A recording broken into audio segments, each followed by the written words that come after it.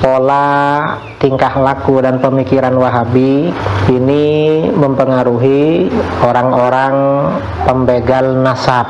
Saya hakul yakin bahwa Ba'alawi bukan keturunan Nabi. Ada yang nggak ngerti nasab, asalnya dia ini sebenarnya artis. Katanya Raja Dangdut. Raja Dangdut itu penyanyi, dan penyanyi itu gak bagus lah. Nyanyi itu kalau keseringan menumbuhkan kemunafikan dalam hati. Mau bicara soal musik, Karena biasanya yang nyinyir mempersoalkan seperti ini biasanya Wahabi. Dan seluruh mazhab semua mengatakan musik itu haram. Di antara mazhab yang paling keras mengatakan musik haram, di antaranya mazhab Syafi'i. Musik adalah anak-anak panah beracunnya syaitan. Orang kalau sudah di hatinya penuh dengan lagu-lagu, musik-musik, artis-artis, mungkinkah Al-Quran berada di hatinya? Sebagaimana air menumbuhkan sayur-sayuran di dalam pertanian. Munafik. Jadi orang suka nyanyi munafik. Masa orang munafik mau dijadikan rujukan? Yang bener lah. Maka mulai hari ini pula saya akan memanggil sahabat-sahabat saya dari Ba'alawi bukan lagi Habib. Persoalan agama, para ulama itu menjadi rujukan dalam bidang yang menjadi keahliannya. Itu para ulama.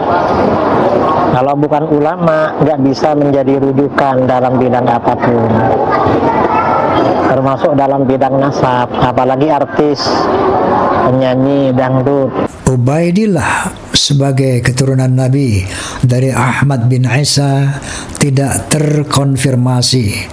Itu nggak bisa jadi rujukan dalam nasab, apalagi nasab orang-orang soleh. Karena penyanyi itu di dalam hadis al-ghina yumbitun nifaq, menyanyi itu akan menumbuhkan kemunafikan.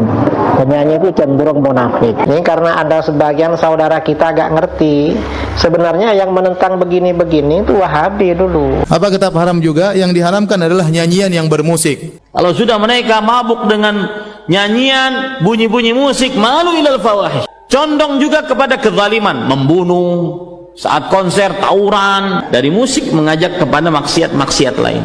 Yang berpendapat bahwasanya ada musik yang halal, tarik pendapatmu. Kamu sudah menyesatkan sebagian orang dari kaum muslimin. Yang bersangkutan ini karena awam dan tidak tahu, atau mungkin karena terpengaruh paham Wahabi.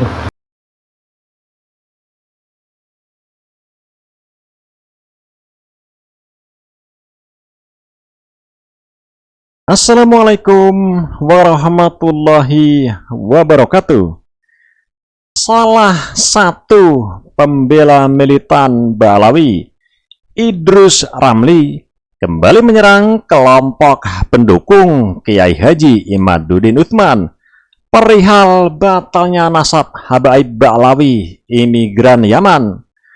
Baru-baru ini Idrus Ramli nyinyiri Raja Dangdut Rhoma Irama. Ia menyebut Rhoma sebagai seorang munafik karena profesinya sebagai pemusik.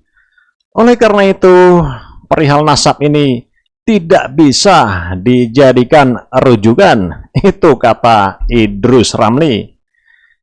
Untuk itu menurutnya, dalam menyikapi polemik nasab Ba'alawi, tidak bisa merujuk kepada seorang penyanyi dangdut.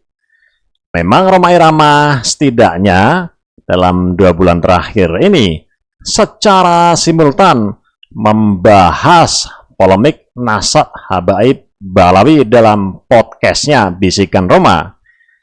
Terbaru beliau mengambil sikap tegas dengan menyatakan secara hakul yakin jika Ba'alawi fix pasti bukan keturunan Nabi Muhammad Sallallahu Alaihi Wasallam. Hal itu menurut Rhoma berdasarkan Al-Quran dan hadis, kajian sejarah, kajian filologi dan genetika yang kesimpulannya jelas para habaib Ba'alawi tidak diragukan lagi bukan keturunan Nabi Muhammad Sallallahu Alaihi Wasallam. Nah, Idrus Ramli ini sepertinya tanpa sadar telah melakukan gol bunuh diri. Pandangan yang ditujukan kepada Rhoma Irama sebagai orang munafik terkait dengan musik sudah masyhur sebagai pandangan kaum Wahabi.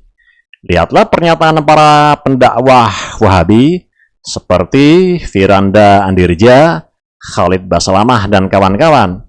Mereka mayoritas sepakat kaum Wahabi ini ya mengecam musik sebagai sesuatu yang haram. 11-12 dengan apa yang diungkapkan oleh Idrus Ramli tadi. Yang kita tahu sejauh ini kelompok Habaib termasuk para pembela militannya karena gagal mematahkan tesis Kiai Imad.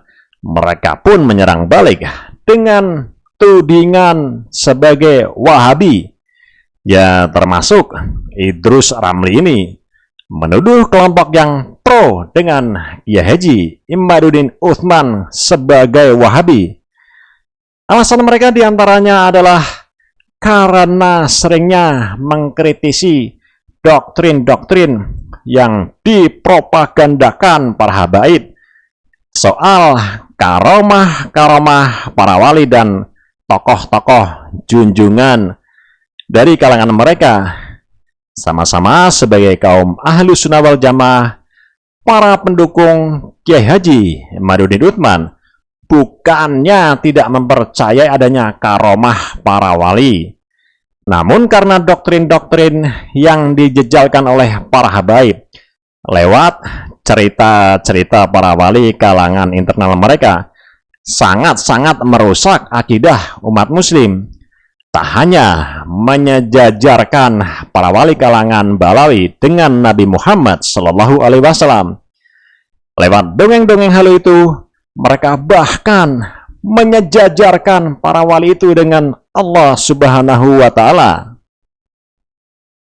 Cermati bagaimana diceritakan Al-Faqih Al-Muqaddam bisa ngatur-ngatur malaikat Munkar Nakir, lalu Mi'raj 70 kali sehari, memutuskan ahli maksiat masuk surga tanpa hisab lewat surat, hingga memadamkan api neraka jahanam. Itu bukan sekedar karomah para sahabat, bahkan tidak pula mukjizat. Itu sudah menyejajarkan diri dengan kekuasaan Allah Subhanahu wa Ta'ala. Bukankah ini penyesatan yang nyata? Tidak bisa menjawab dengan argumen dan dalil sahih, lalu dilontarkanlah tuduhan Wahabi dengan alasan hanya Wahabilah yang tidak mempercayai adanya karomah para waliullah. Para habaib Balawi dan para cecunguk, budak-budak dan jongos-jongos pembela militannya semakin hari semakin menampakkan kebodohan mereka. Padahal ada jutaan pengikut para muhibin yang kini telah berubah menjadi mukibul, sekelompok orang yang menelan mentah-mentah kabib-kabib yang ngibul. Tampak konyol dan menggelikan bagaimana mereka dengan gagahnya mengklaim sebagai cucu Nabi, tapi mereka tak bisa membedakan mana karomah, mana mujizat, dan mana qadar atau kekuasaan Allah.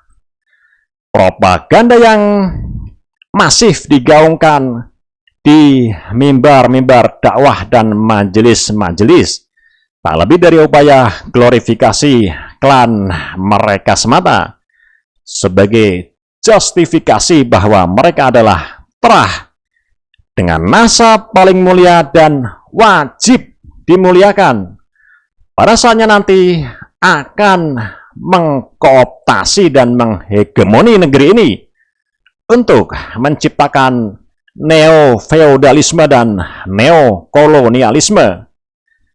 Mestinya para alim yang sejauh ini membela Balawi seperti Idrus Ramli, Rumel Abbas, Gus Wafi, Uas, dan lain-lain lebih berhati-hati dengan keilmuan mereka.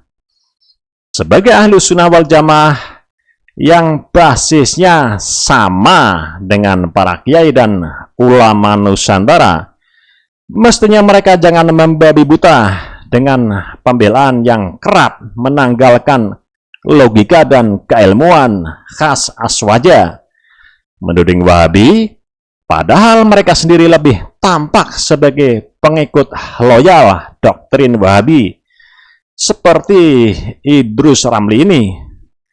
Jika mereka ini tak segera sadar, maka jangan salahkan jika umat Islam, khususnya para pendukung Kiai Haji Omaduddin Uthman, menyebut mereka sebagai budak-budak, kacung-kacung dan jongos Ba'alawi. Wallahul muwaffiq ila aqwamit thoriq. Wassalamualaikum warahmatullahi wabarakatuh.